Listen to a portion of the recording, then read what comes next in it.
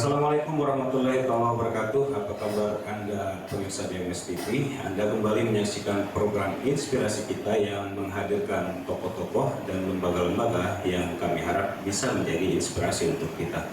Di studio kami saat ini sudah hadir salah seorang narasumber. Beliau adalah seorang spesialis penyakit dalam di Rumah Sakit Umum Daerah Kota Subuh Salam, dan yang jelas beliau juga adalah seorang ibu dari beberapa anak dan juga seorang istri.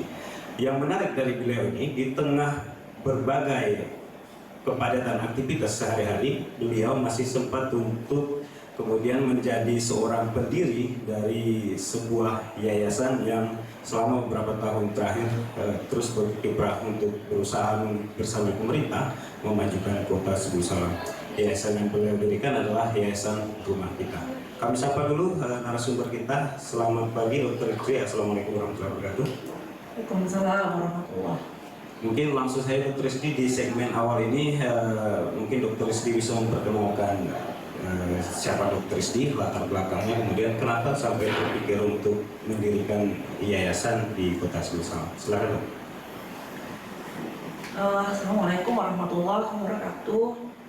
Perkenalkan, saya Dr. Isbianti Saragi, spesialis penyakit dalam. Saya pendatang di sini sekitar 7 tahun yang lalu. Pasca pendidikan saya spesialisasi di Universitas Gadjah Mada, saya kembali ke Kota Subuh Salam. Saya adalah kiriman pemerintah Provinsi Aceh untuk mengisi kekosongan dokter spesialis di Kota Subuh Salam. Awal-awal di sini tentu saya banyak kaget ya tentang kondisi kota, karena dalam bayangan saya itu kota. Jadi kebetulan saya selama hidup ya, selama lahir, besar, pendidikan, sudah menjalani banyak kota di Indonesia. Apalagi selama pendidikan, Jawa Tengah, Jogja, itu semua sudah kita kelilingi, sehingga sudah melihat banyak kota Indonesia. Jadi ketika pertama kali ke Kota Subuh Salam, terus terang banyak kekagetan dalam pribadi saya, karena dalam bayangan saya itu kota itu ada definisi sendiri. Jadi awal-awal memang di Subuh Salam ini saya memang fokus di bidang kesehatan ya. Terus terang di bidang kesehatan sendiri saya punya banyak kekagetan, karena saya juga ketika dokter umum bekerja di rumah sakit provinsi, pendidikan juga di rumah sakit pusat. Jadi ketika dikembalikan ke daerah itu banyak kekagetan tentang pelayanan di rumah sakit umum daerah. Jadi yang pertama saya lakukan itulah pembenahan di rumah sakit. Jadi selama pembenahan di rumah sakit memang saya tidak banyak melirik keluar, tetapi pekerjaan saya membuat secara tidak langsung saya terpapar dengan masyarakat. Itu mau nggak mau ya, karena pekerjaan saya memang layanan publik, berhadapan dengan masyarakat itu memang keseharian saya. Jadi dari keseharian saya dalam menghadapi pasien, keluarga pasien, dan juga masyarakat dan di sekitar pasien, otomatis saya membuat terpapar dengan masyarakat secara umum. Dari situlah saya melihat sekilas miniatur Kota Subuh Salam dan rakyatnya. Saya melihat kemiskinan begitu ketara ya, itu ketara sekali. Seringkali saya bertemu pasien itu datang dalam kondisi yang cukup berat, padahal seharusnya penyakit kronis seperti itu bisa dikontrol apabila pasien kontrol ke rumah sakit dengan teratur. Tetapi pada dasarnya saya memang seringkali kalau menghadapi pasien itu tidak hanya fokus pada penyakit pasien, saya juga menanyakan kondisi sosial. Contoh, saya akan menanyakan rumah pasien di mana, jarak yang dia tempuh untuk ke rumah sakit, berapa lama, naik apa ke rumah sakit, apa kendala pasien, kenapa kok jarang kontrol, sehingga kalau ke rumah sakit itu pasti dalam kondisi sesak. Dan dari situlah saya tahu memang permasalahan masyarakat itu kompleks sekali. Permasalahan masyarakat kompleks. Jadi memang sempat di awal-awal itu saya selalu meletakkan uang di dalam laci untuk pasien-pasien yang memang tidak ada biaya untuk pulang kembali. Jadi permasalahannya contohnya kalau untuk ke rumah sakit itu harus menghabiskan ongkos sekian. Jadi saya menyediakan uang di laci untuk saya selalu sampaikan, pokoknya datang aja ke rumah sakit, nanti ongkosnya kita bereskan. Itu contoh. Kemudian kadang-kadang kita sedih itu untuk 10.000, 20.000 transportasi aja mereka sangat sulit sekali. Itu menunjukkan gambaran perekonomian yang buruk ya menurut saya. Kemudian transportasi, saya sering menanyakan kepada pasien, naik apa ke sini? Jalannya berapa? 30-40 km naik mobil sawit. Saya membayangkan saya yang sehat saja kalau melalui medan seperti itu tentu sangat tidak nyaman ya. Apalagi pasien-pasien yang kondisi tidak sehat melalui seperti itu, ketika ke rumah sakit menurut saya dia bukan makin sehat tapi makin sakit. Jadi awal-awal itu memang saya fokus ngurusin pasien di rumah sakit dan menyelesaikan masalah yang bisa saya selesaikan secara praktis. Seperti tadi pasien ada ongkos, saya ongkosi, dan itu contoh praktis. Ketika sudah hampir 1,5 tahun di Kota Sebulu Salam, saya mengalami kejenuhan karena saya memang orangnya nggak bisa diam. Jadi setiap hari weekend itu saya mengajak suami saya itu keluar itu maksudnya saya bosan gitu loh, karena terbiasa hidup di kota besar, karena lahir dan besar di kota besar, bosan. Akhirnya suami saya itu sering ajak keluar kota, tapi lama-lama saya juga bosan keluar kota ke arah Medan kan, melalui Papua Barat kan jalannya jelek sekali. Pulang dari situ bukan kita nyaman ya, malah capek. Akhirnya karena bosan juga keluar kota, itulah bersama suami saya sering diajak masuk ke pedalaman Sebulu Salam, masuk ke sawit-sawit dalam, masuk ke pemukiman masyarakat yang kadang-kadang nggak terjangkau oleh pikiran saya. Saya merasa berpikir begini, di era teknologi, di era industri 4.0 seperti ini yang canggih sekali, masih ada kehidupan seperti ini, kayaknya saya seperti terhenyak gitu. Sejenak saya merasa bersyukur Allah kasih kesempatan mempunyai pendidikan yang tinggi, dikasih kesempatan memiliki rezeki yang tinggi karena melihat kondisi masyarakat tersebut. Akhirnya mulailah saya melakukan gerakan-gerakan kecil. Contoh, karena saya lihat fenomena riba banyak sekali. Awalnya itu memang fenomena riba banyak sekali. Orang suka meminjamkan, rentenir banyak ya, rentenir banyak meminjamkan uang dengan bayaran yang sangat mencekik. Akhirnya saya dengan beberapa teman saya membuat koperasi kecil tanpa legalitas sebenarnya, yang semua dananya itu dari saya. Saya mencari orang-orang yang bisa mau berusaha. Jadi bukan pinjaman untuk konsumtif, bukan untuk makan, tetapi usaha. Kita kasih usaha, kita kasih dana, kemudian kita kasih pinjaman sangat lunak. Dia yang menentukan berapa sih saya sanggup bayarnya per bulan. Jadi kita tuangkan dalam akadnya, dalam perjanjiannya.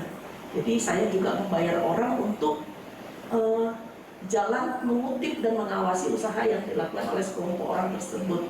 Itu awalnya. Kedua, saya melihat ya status pendidikan anak-anak Kota Sebulu Salam itu sangat rendah sekali. Akhirnya saya mencari beberapa anak Kota Sebulu Salam yang mau kuliah, yang mau sekolah keluar, ataupun mau sekolah di Kota Sebulu Salam, tapi kalau dia nggak mampu, saya akan carikan donatur atau saya menjadi donaturnya. Akhirnya berjalanlah program tersebut, program orang tua asuh ya. Saya mengetuk nurani hati teman-teman saya. Kebanyakan itu dokter ya, teman-teman saya dokter di kota-kota besar. Saya sampaikan fakta di lapangan seperti ini. Akhirnya ada sekitar kemarin itu 10 anak kita kuliahkan di Jawa dan Sumatera Utara, kemudian ada juga yang kita biayai pendidikannya di dalam Kota Sebul Salam. Jadi dari kegiatan-kegiatan tersebut, kemudian saya membuat perpustakaan keliling. Jadi kan karena minat baca masyarakat dan anak itu rendah, saya bersama teman saya menginisiasi perpustakaan keliling. Perpustakaan keliling, kami keliling dari masjid ke masjid. Saya sediakan buku beserta kontainer untuk membawa buku. Jadi kita menyediakan juga orang yang untuk membacakannya. Kemudian saya juga mencari desa-desa binaan. Desa binaan itu kemarin awalnya itu saya bagikan bibit, ya. Kalau nggak salah itu di daerah Cepu awalnya. Bagi bibit, nanti saya ajak orang untuk mengawasi sampai panen. Kemudian hasil panen itu disuap kelola lagi sama masyarakat. Di situ beli bibit lagi, hasilnya untuk mereka. Jadi tidak untuk kita. Kita posisinya hanya membiayai awal.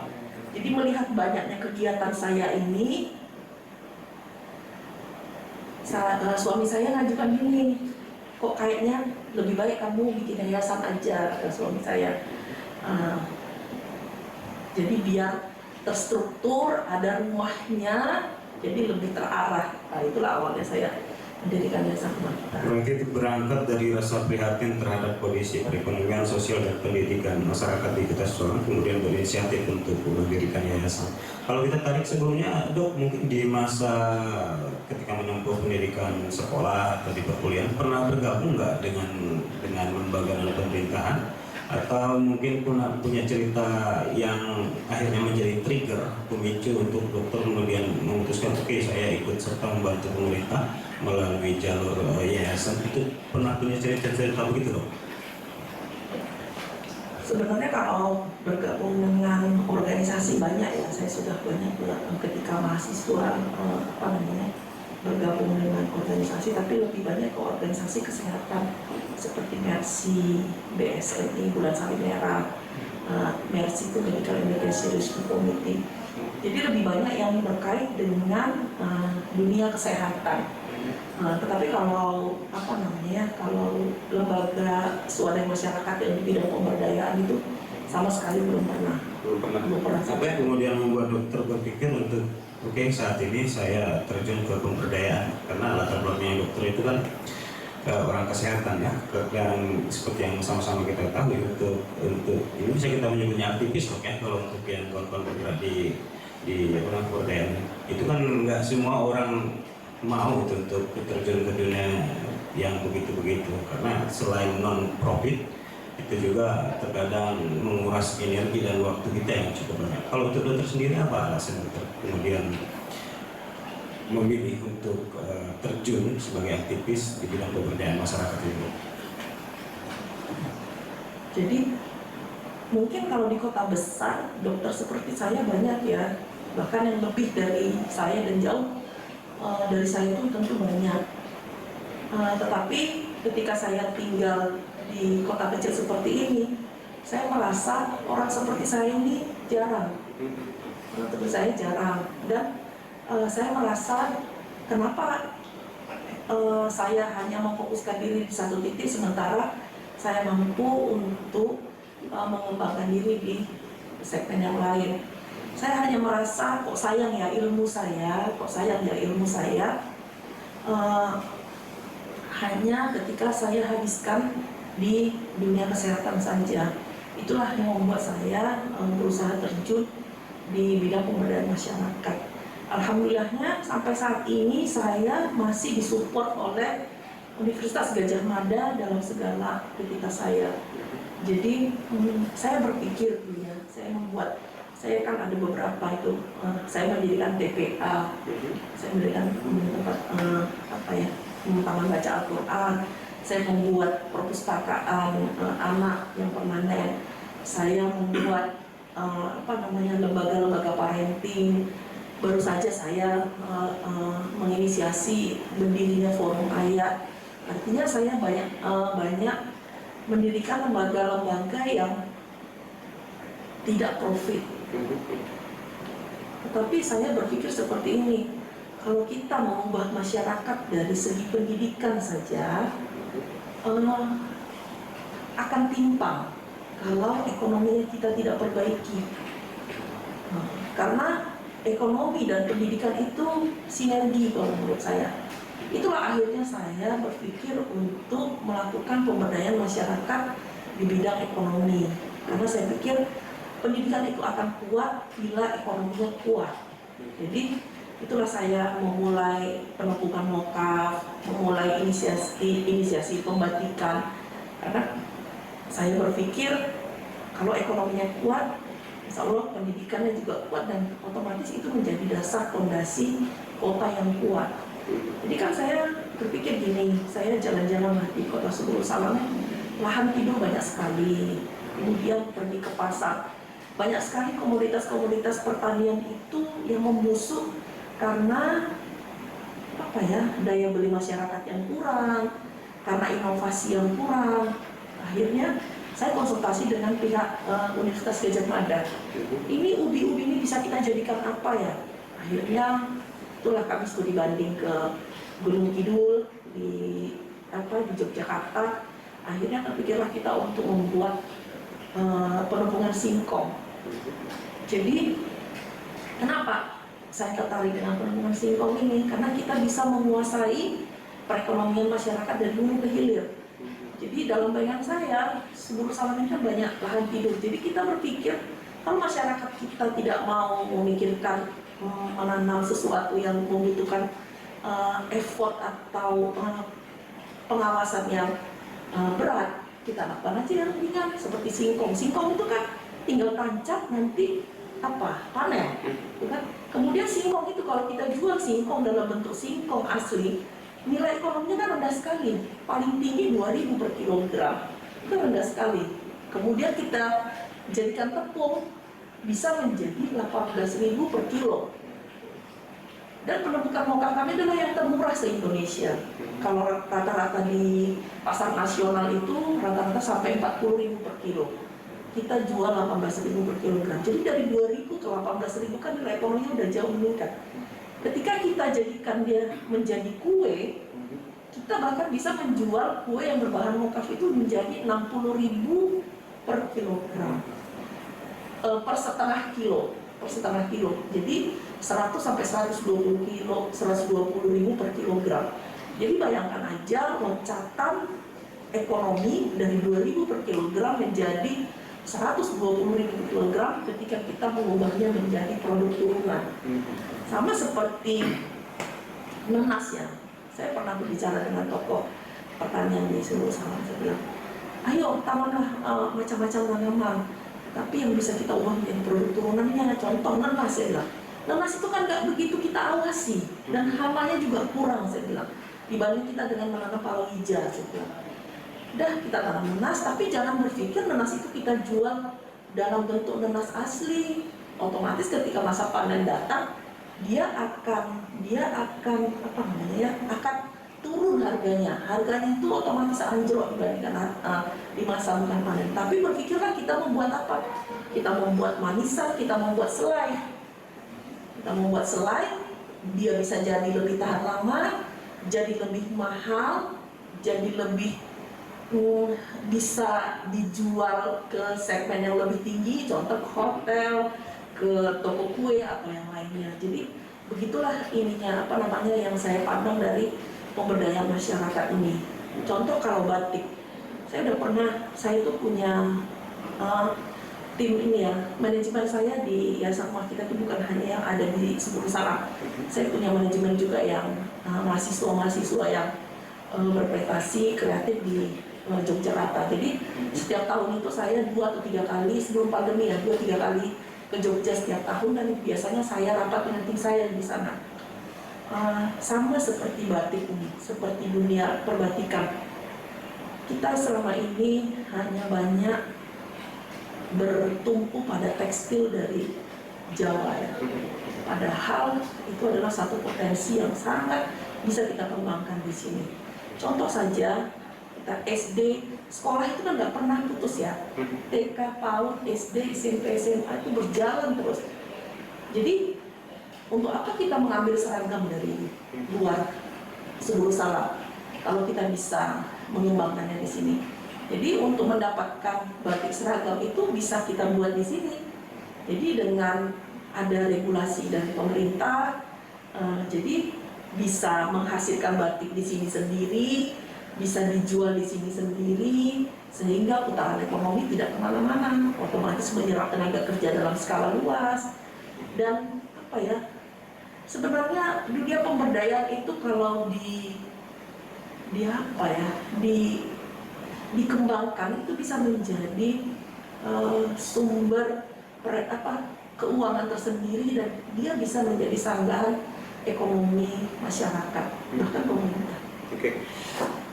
Ini mungkin terdengar klise dok, tapi kemudian banyak kawan-kawan aktivis, baik yang aktivis lingkungan maupun kawan-kawan di pergerakan yang keteteran soal ini. Ini soal membagi waktu dok. Di tengah berbagai kepadatan aktivitas dokter, misalnya ini seorang dokter yang melakukan pelayanan kepada masyarakat di bidang kesehatan, tapi kemudian juga melakukan kegiatan-kegiatan pemberdayaan melalui yayasan. Itu dokter gimana membagi waktunya itu dok? Mungkin bagaimana dokter menentukan skala prioritas, kemudian bagaimana mengerjakan sehingga semua yang dokter lakukan itu bisa berjalan maksimal seperti yang sekarang kita lihat. Ini merupakan pertanyaan yang paling sering ditanya oleh orang lain. Kapan saya membagi waktu? Jadi alhamdulillahnya gini ya, support dari keluarga saya itu luas ya, terutama suami saya. Tetapi juga saya tahu dirinya itu saya juga harus mengurusi urusan domestik. Walaupun saat ini dengan kesibukan seperti ini kami tidak ada asisten rumah tangga yang khusus membantu kami, itu tidak ada. Jadi saya hanya mendatangkan orang 2 kali dalam seminggu untuk membantu nyetrika gitu. Kalau yang lain-lain kita nggak ada, kita kerjakan sendiri semua. Mungkin karena kami terbiasa memandirikan anak ya, anak kami libatkan dalam pekerjaan rumah seperti ngurusi urusan rumah tangga, nyapu, ngepel, tuh udah biasa sekali, anak-anak kita udah biasa bekerja. Dan anak-anak saya memang untuk bahkan urusan memasak, laki-laki, anak saya 3 orang laki-laki, urusan memasak memang sudah kita berikan sedini mungkin. Jadi anak saya umur 7 tahun itu sudah terbiasa dengan memegang kompor. Jadi jadi nanti ketika kita nggak di rumah, ketika saya banyak aktivitas, dia lapar, dia bisa mensupport dirinya sendiri. Dia bisa masak sendiri, jadi tidak begitu merepotkan sebenarnya. Tapi kalau urusan yayasan itu saya punya manajer memang. Jadi saya itu rata itu rapat hanya sekali seminggu. Dan kalau ada kondisi-kondisi saya rapat di dalam grup gitu ya. Jadi saya kemudian biasanya itu kita sudah terpola, kita itu ada rapat kerja, kemudian ada plan yang harus kita capai per bidang. Nah itu jadi rata-rata saya itu hanya mengevaluasi bidang-bidang yang kita jalankan. Kemudian saat ini juga saya mengelola klinik ya, saya menjadi direktur operasional klinik yang baru kita buka, dan otomatis pikiran saya juga banyak tersedot ke situ karena saya ingin menuangkan idealisme dunia kesehatan yang saya miliki di lembaga yang saya dirikan ini. Dan yayasan itu sebenarnya juga tempat saya menuangkan idealisme berpikir saya tentang miniatur sebuah kota. Itu aja sih. Jadi kadang kita berpikir ya bagaimana ya pemerintah mengelola perekonomian.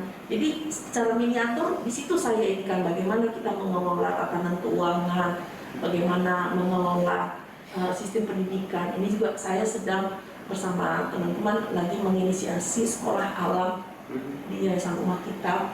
Jadi sekarang sudah ada 6 orang muridnya. Sebenarnya itu asalnya karena anak saya tidak mau sekolah umum, dan itulah yang saya lakukan sebagai fasilitasi untuk anak-anak yang tidak mau sekolah umum dan dipilih sekolah alam. Jadi sekarang itu ya ini dunia pendidikan ada, dunia ekonomi ada, bisnis ada. Jadi itulah yang saya anggap miniatur kota di dalam yayasan, sehingga pertanian juga ada. Jadi semua saya kelola.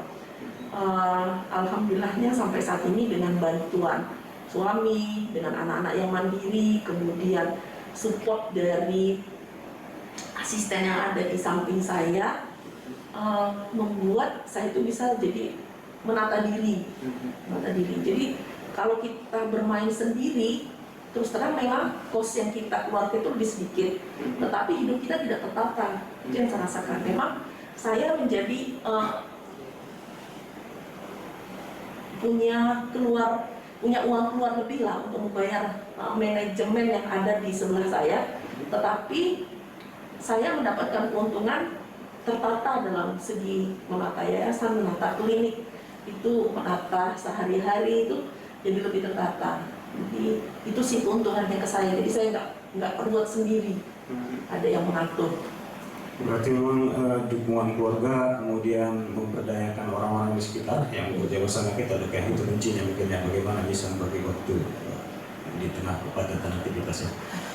Ya baik pemirsa DMS TV, kita masih akan melanjutkan perbincangan di segmen kedua. Nanti di segmen kedua kita akan berbicara lebih jauh soal kiprahnya Yayasan Rumah Kita yang didirikan oleh Dr. Sri. Tetap terus bersama kami.